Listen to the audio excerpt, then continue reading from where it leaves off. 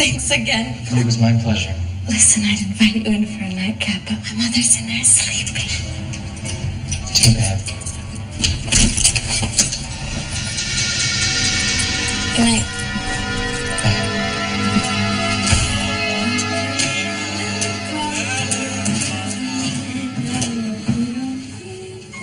You like detective stories, right? The ones you read in the magazines, where the pretty girl gets offed and the cops gotta try to solve the case. Sure you do. Your hair stands on end, and your heart races as the killer closes in. Until you find out the story is real.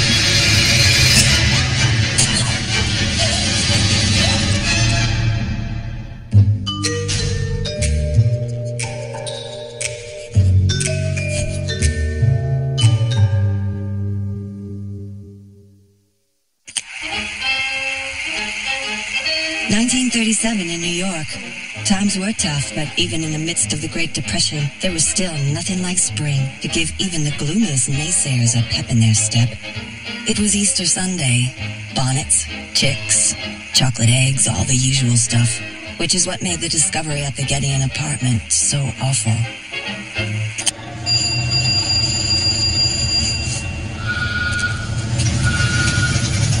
Papa?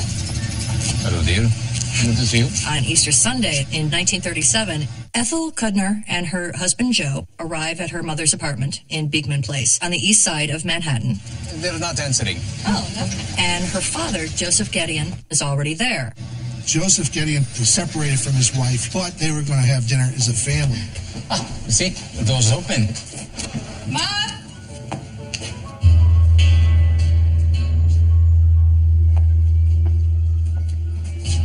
Ronnie?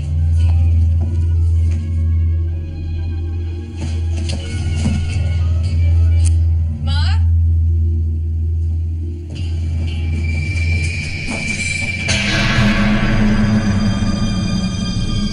They discover the naked body of Veronica Gedeon, Ethel's younger sister, and Joseph's daughter. Where's Mother? They go around the apartment and they're looking for Mary. In another bedroom, they find the body of their boarder, a man named Frank Burns, an Englishman. And he has been stabbed multiple times in the head and neck. Oh, my God. Where's Mother? Maybe she went to get help. But they still can't find Mary Gedeon. They immediately call the police.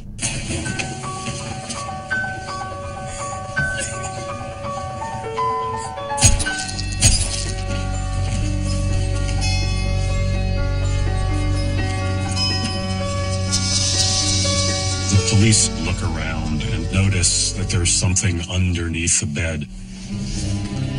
The body of Mary Gedeon, Joseph's wife, and Ethel's mother.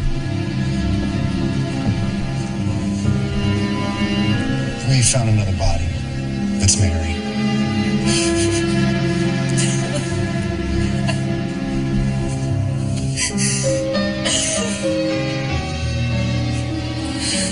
Joseph Gedeon takes the news with surprising calm.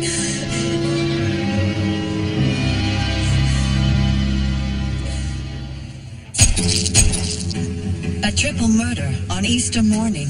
Take it from me, the crime beat photographers I knew would elbow the coroner out of the way just to get the first shot of the body. In those days, it was very common for reporters to be photographing a crime scene at the same time that police photographers were there. Manual asphyxiation. The medical examiner concludes that both Veronica and Mary had been strangled. Strangulation happens out of anger. It's explosive. It's really a crime of passion. Mary Gedeon is still clothed, but her underwear has been torn away. Police are assuming that the attack was a sex crime. Frank Burns, the boarder, had been murdered in his sleep by a series of puncture wounds to his skull, inflicted with a very long, pointed implement, possibly an ice pick.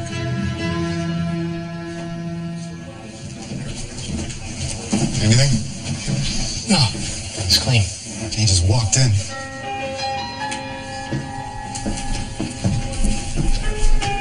He didn't take anything. There was still money in the apartment. The door is perfectly intact.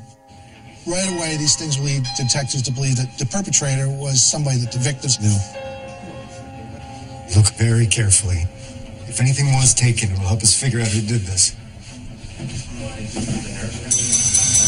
Hey, there was a little clock right there on her dresser. You sure? Yes, I remember its hands glowed in the dark.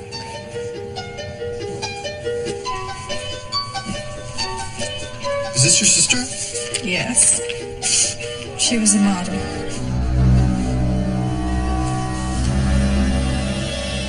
Maybe put your arm up like you're being attacked. Sorry. Oh, where you learn, where you move? I'm sorry. Just go back in. We'll go back in. Ronnie Gideon was 20 years old, and she was a beautiful young blonde. And she often posed for the pulp detective magazines of the time. It's good. Ronnie was a sweetheart. Don't get me wrong, I hired her for her figure. That was the name of the game in the detective rag business. When she was on the cover, she'd sell out newsstands all over the city. And the old man says, "Are you kidding? I'm telling everyone." But for those of us putting in hours at the studio, it mattered just as much how a girl acted. Some girls in the business had sunk real low or held their noses up too high. Ronnie was just a real sweet kid. In 1937, a young woman who posed naked was regarded as really little more than a prostitute. This immediately casts Ronnie's character in a very, very dubious light. But I have to admit, I had a unique perspective on this thing. I guess I can see how people who didn't know the real Ronnie might get the wrong idea. At the magazine, I was up to my eyeballs in murder stories every day. But still, I never expected it to happen to someone I knew.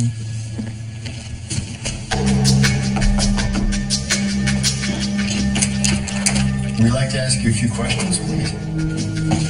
But life imitates art, and art imitates life. And just like all the PIs and gumshoe dicks in our magazines, these guys went right to work.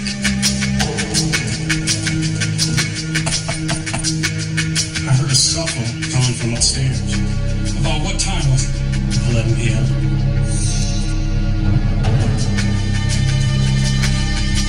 Oh, yeah, this towel. Must have come in to clean up.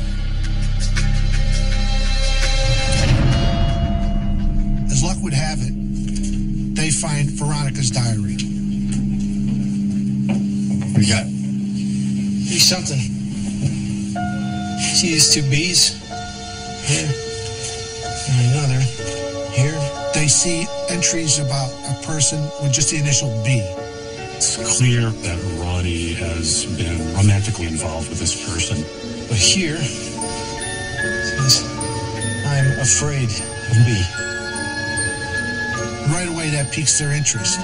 That is the start of the investigation. They want to determine who B is.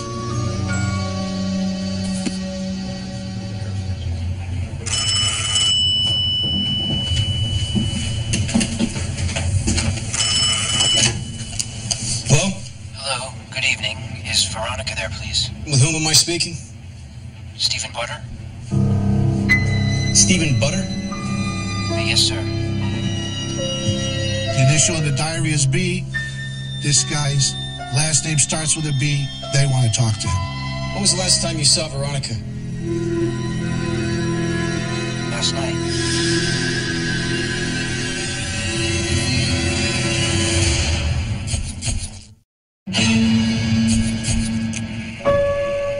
If you had asked me if Ronnie Gideon was hiding something, I would have said no. She always seemed like a straight shooter.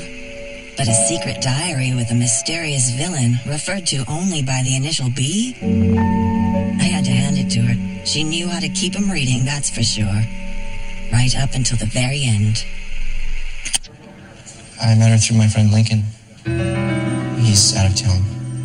Stephen Butter picked her up a couple of times from the studio after a photo shoot. Was he the ominous bee in her diary? You like her?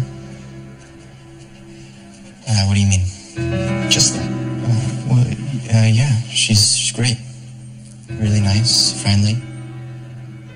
Stephen Butter is 23 years old. He works as a messenger on Wall Street. He lives with his parents. Is she all right? You said you saw her last night? Yes. We went to a bar, and then I walked her home. Thanks again. That was aces. It was my pleasure. What time was that? A little after 3. We left the bar at 3, I remember. Go inside with her? I'd invite you in, but my mother's in her sleep. Too bad. Wait.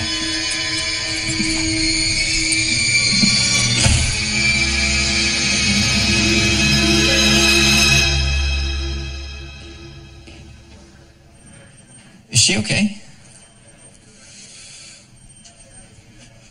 She's dead. What? No, how? I just saw her. Oh my God.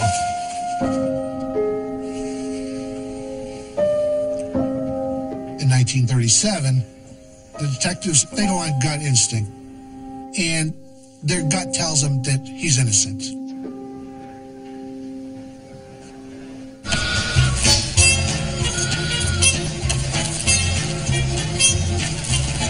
The day after the bodies were discovered, the story was on the front page in the papers in New York. The country is in the midst of the Great Depression. Sensational stories like this were a distraction. The damsel in distress on the cover of a detective magazine becomes a victim in real life. It was perfect for the papers. Photographers who had worked with Ronnie come out of the woodwork with all these nude and semi-nude photos of her, many of which were published in the papers. There was not only the hideousness of the triple murder, but there was the sexual allure of the primary victim. And it gives people the impression of this must have been a very fast-living woman who had got involved with the wrong people. To all those Joes reading the paper on their way to work and housewives gossiping over the fences, the story was just another piece of entertainment. But Ronnie was a part of our world, and what she did was a job like any other. She wasn't involved with the sort of people who would hurt her, as far as we knew. Veronica was afraid of the person with the initial B. And as the police continue to go through the diary, they see a reference to a guy named Bob.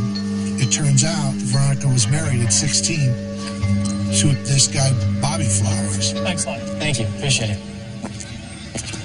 You Bobby Flowers? Yeah. It's about Ronnie. You talked to her lately? About a week ago.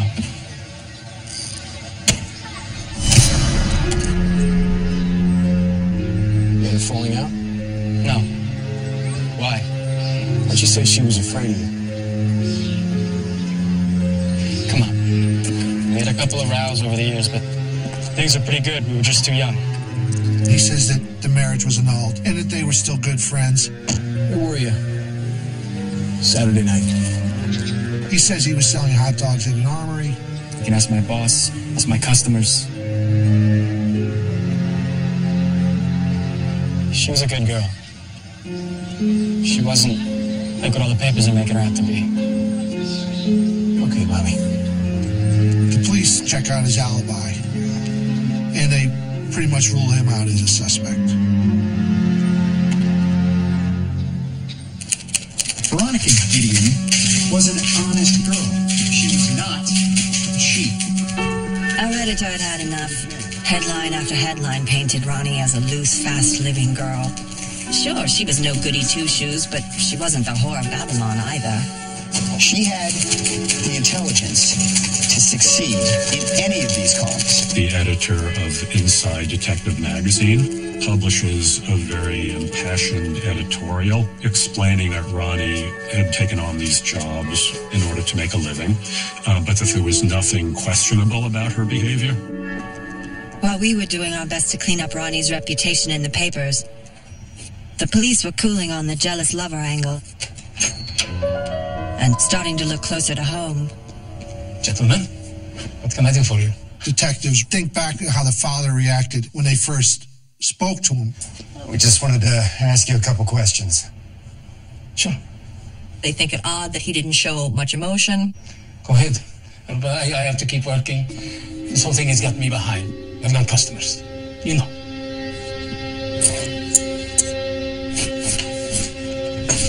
Hey, can you tell us how it was with your wife? Mary? We were separated. Couldn't stand living with her after a while.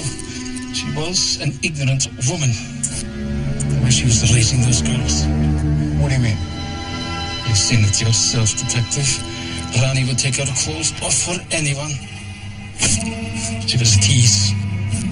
She would let the guy get this close. You can't talk to a man that way.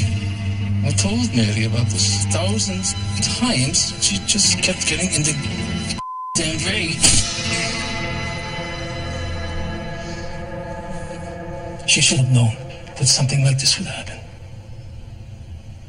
Mind if we take a look around, Mr. Gideon?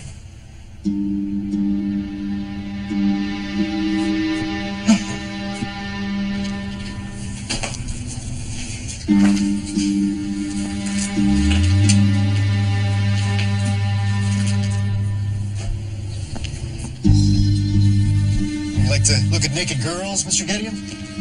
Why shouldn't I? I'm a grown man. Where were you on the night that your wife and daughter were killed? Corrigan's. I was playing skee ball. I stayed there till it closed. Anybody see you there?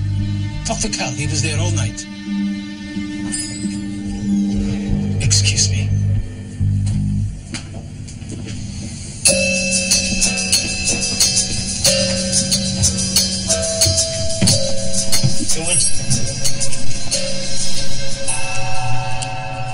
They find a gun, which is unlicensed, unregistered.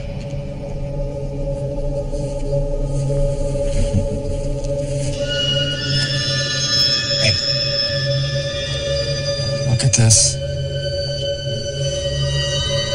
And then they find a kit with several very sharp upholstery needles. This is the type of weapon that was used to kill the boarder, Frank Burns. I'm missing. Yeah. And one of the needles is missing. That is where the case shifts. They start focusing in on Gideon. Very hard.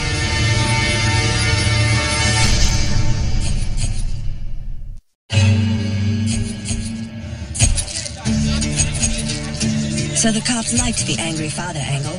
He fought with his wife and she was dead. Maybe he didn't like her taking in gentlemen boarders and one of them was dead too. And he certainly didn't approve of what Ronnie did for a living. I had to admit, it made a certain sense. Joseph Gideon is the prime suspect. They bring him in for questioning.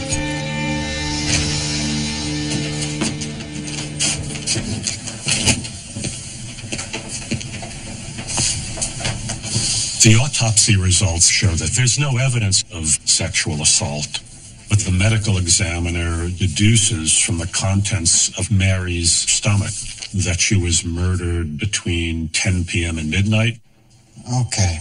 Where were you between the hours of 10 p.m. and midnight on the night that your wife and daughter were murdered? I told you. I was at the bar. Go ask him.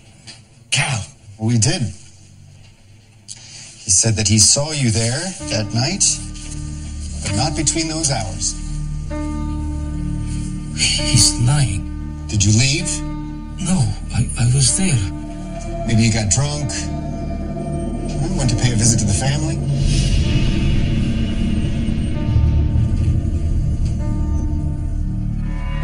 Now, alibis fall apart all the time, but it only goes part of the way to nailing a guy.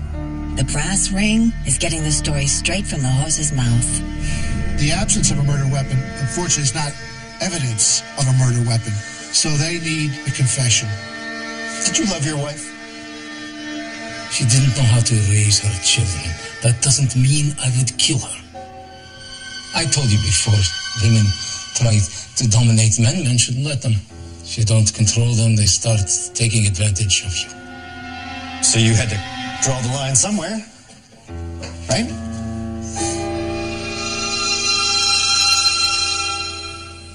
I did not kill my family. Well, the 17th Precinct was the prestigious command. The detectives that worked there were kings. They ran the show. They were the best of the best. And to them, solving a crime hinges on that confession.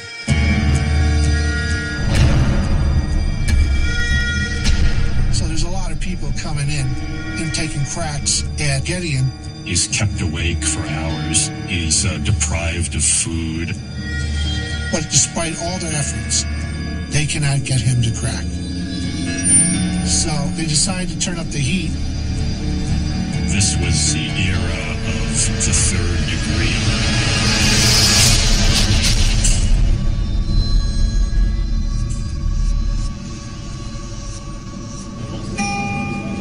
Joseph Gedeon had been in that interrogation room for 12 hours, and there was still no word.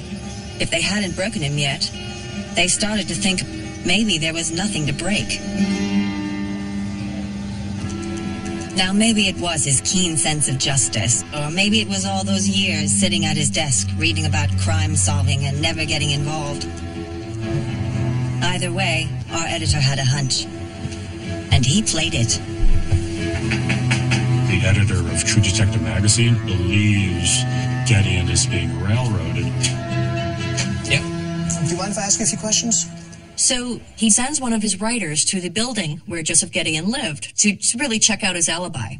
He was here. He stumbled in a little after 3 o'clock. The writer finds a neighbor who says that he did indeed see Joseph Gedeon stumbling home drunk at 3 a.m. He went into his apartment and didn't come back out. Are you sure? Yes. Now they have corroboration that Joseph Gedeon was absolutely not there at 3 a.m., so he cannot be the murderer. The police had really put him through the ringer, trying to get a confession, which of course he would never give. Stand up. And Joseph Gedeon has now been cleared. Hey, it's Joe. So Gedeon was out. That gave the papers a new round of headlines, but left the police with squat.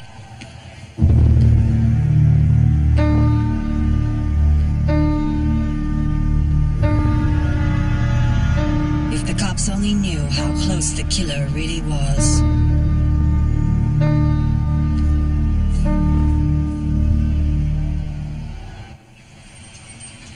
They've got to review the evidence they have.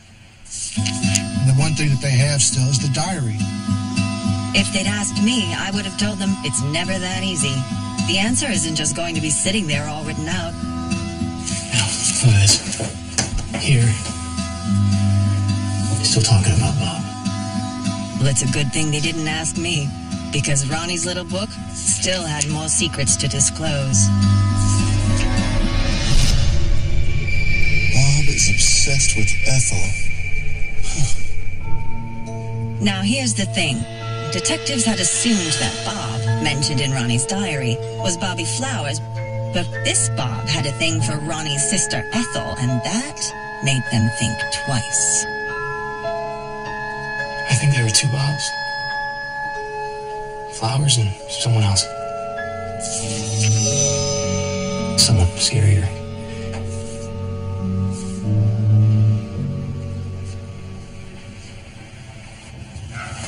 In her diary, Ronnie mentions a Bob, and she says that he's obsessed with you. It must be Bob Irwin. He was a boarder in our home. He is a friend of the family. You knew him well. Yes.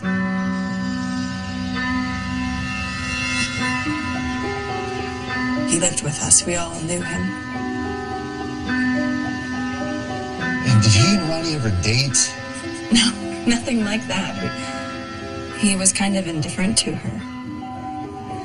For a time, he was actually pursuing me. He even made a little bust of me once. Bob Irwin was an artist, sculptor. He had boarded with the family several years earlier. You look so serious. Oh, yeah? Ethel was intrigued with Bob Irwin. She thought he was an amazingly talented sculptor. He was convinced that they were soulmates. You're beautiful like a goddess. Stop that. He wanted to marry me, but I was already engaged to Joe. He's a very decent man. He couldn't have had anything to do with this. I'm sure Ethel had her own opinions, but it wouldn't be the first time sisters disagreed about a man. Just because Ethel thought this Bob Irwin was a gentleman doesn't mean Ronnie didn't have reason to be afraid.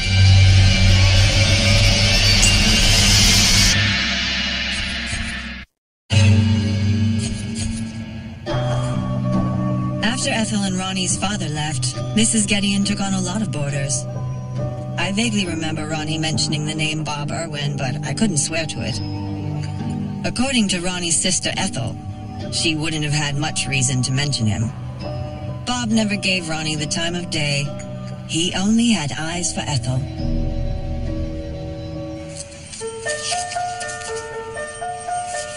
Police began to investigate his background, and they discovered that Bob had psychological problems, and in fact had spent a fair amount of time confined to psychiatric institutions. He's had a troubled life from the moment of his birth, essentially. Bob Irwin was born in a gospel tent in Pasadena, California. His father was a self-styled preacher who abandoned the family, and his mother was a religious fanatic who put her religion ahead of her three sons. And the three boys were sort of left to fend for themselves. Both his brothers were career criminals. Bob had spent years in reform school.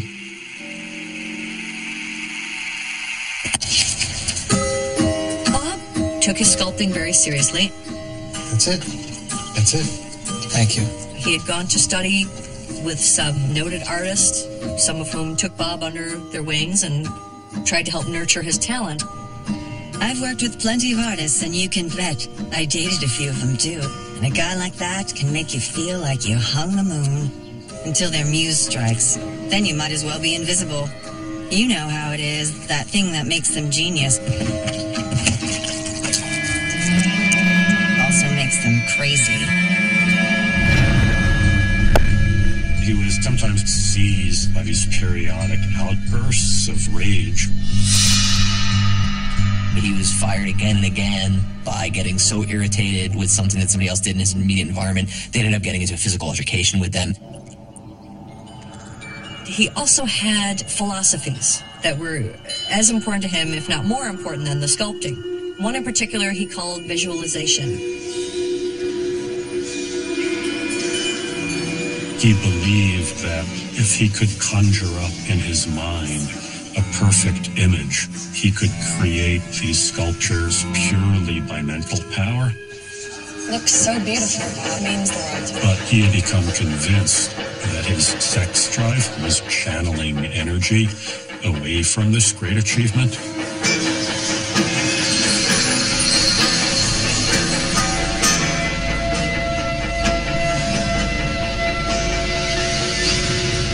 So he attempted to slice off his own penis. He doesn't succeed, but he does injure himself terribly.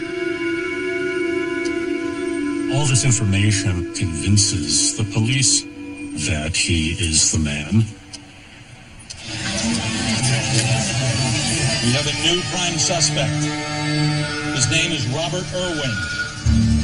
When the police announced they were looking for Robert Irwin, the papers finally had a new character to write about, and they could begin to lay off Ronnie. He's a sculptor and former inmate at Rockland State Hospital for the Insane.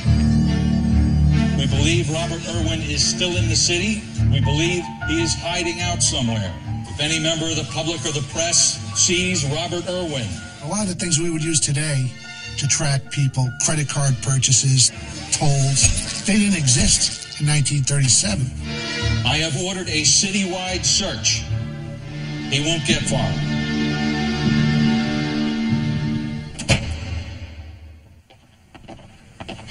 And then I came in here and saw that he was gone. That was 2 days ago. A woman contacts the police and tells them that Bob Irwin was renting a room from her. You watch this. He was right here. It's right across from the 17th precinct and only a couple blocks from the crime scene. The landlady does mention that he had 2 suitcases. One had a strap. One in particular had a belt around it to keep it closed.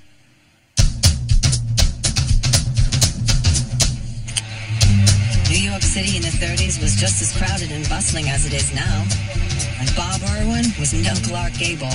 He could disappear in a crowd, so finding him in that metropolis, that was a tall order, Pally. Not everyone, however, is convinced that Bob has remained in the metropolitan area. One of the police officers had a hunch. Back then, a lot of people, when they leave the city, often leave luggage at Grand Central Station.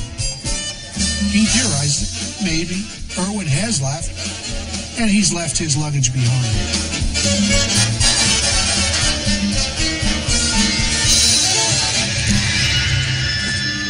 As luck would have it, he finds a suitcase.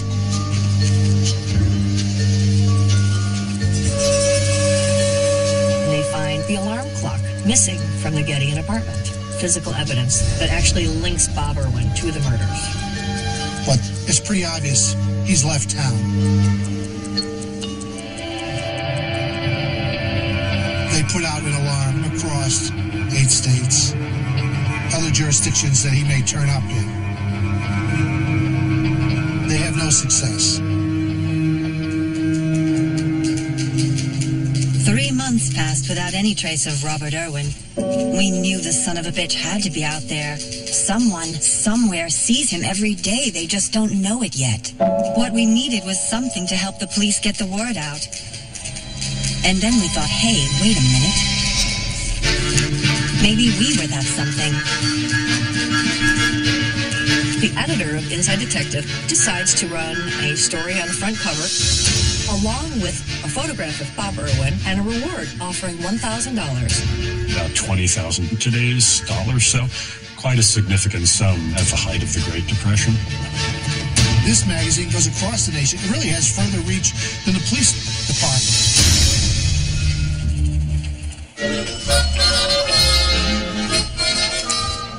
One copy ends up in Cleveland, Ohio, in the hands of a woman named Henrietta, who works at the Statler Hotel.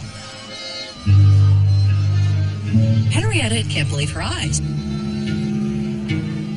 The suspect, Bob Irwin, looks so much like the new bar back at the Statler, whose name also happens to be Bob. Say, Bob. Yes, Henrietta, how can I help you? What was your last name again? Mary, why?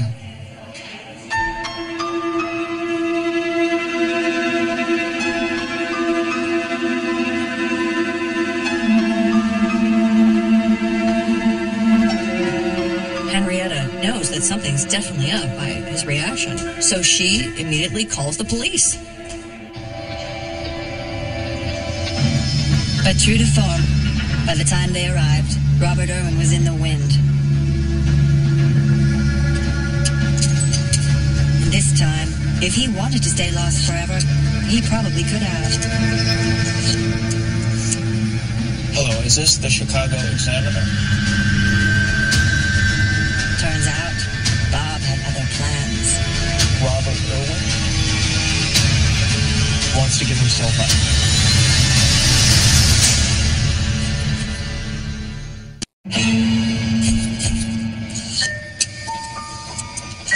I don't pretend to know what goes on in the mind of a guy like Robert Irwin, But sometime, maybe when he was on some bus from Cleveland to Chicago, he decided to stop running and turn the tables instead.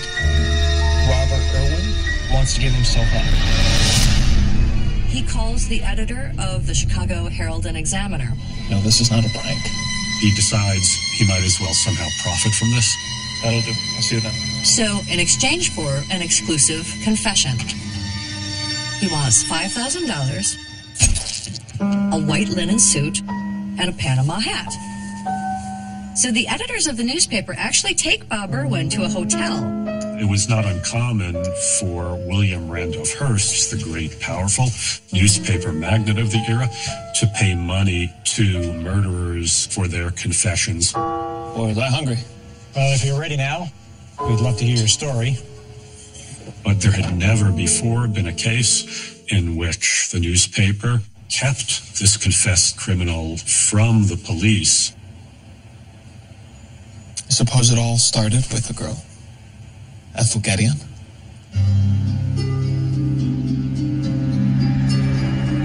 We were supposed to be together. She was going to be a part of my work. But she married someone else. I couldn't concentrate. She was distracting me from my art. I didn't want to do it, but I had to.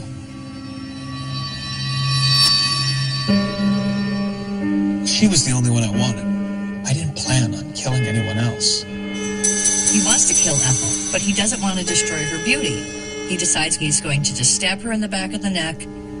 So he spends time actually sharpening an ice pick. And then headed for the Gideon apartment. When he got there, he finds Mary Gideon, who invited him in. The boarder actually came home, and Mary introduced them.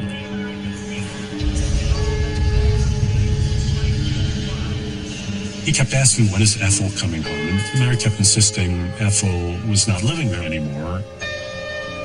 She didn't even live there. You had to have known that. He convinced himself that she did live there. He was obviously delusional. When you get in a mix-up like that, time means nothing. Finally, Mary grew impatient and told Bob to leave. Bob says, I am not leaving until Ethel gets here. Mary tells Bob that if he doesn't leave right away, she's going to wake up the boarder. When you have somebody who is not viewing the world in the same way that other people are, it's difficult often to understand their motivations. And at that point, Bob went completely crazy.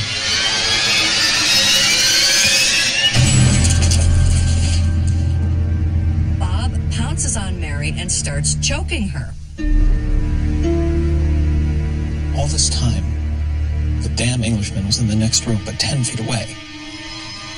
Remarkably, Frank Burns was deaf in one ear and had been sleeping on the other side.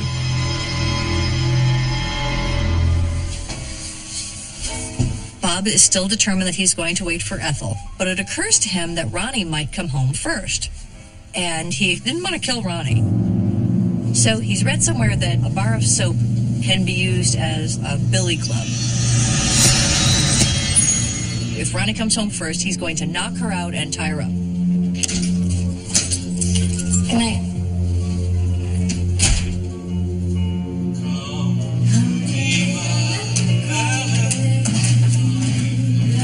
Ronnie comes in, and she goes into the bathroom to get cleaned up before bed.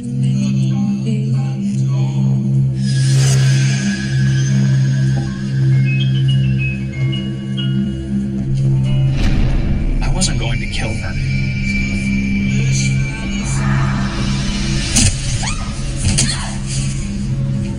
Doesn't knock her out, but she can't see who her assailant is.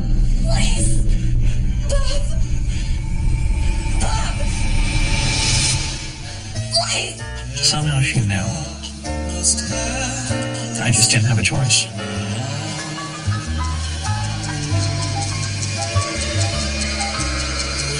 He also says that the alarm clock has a green glow to it, like eyes staring at him.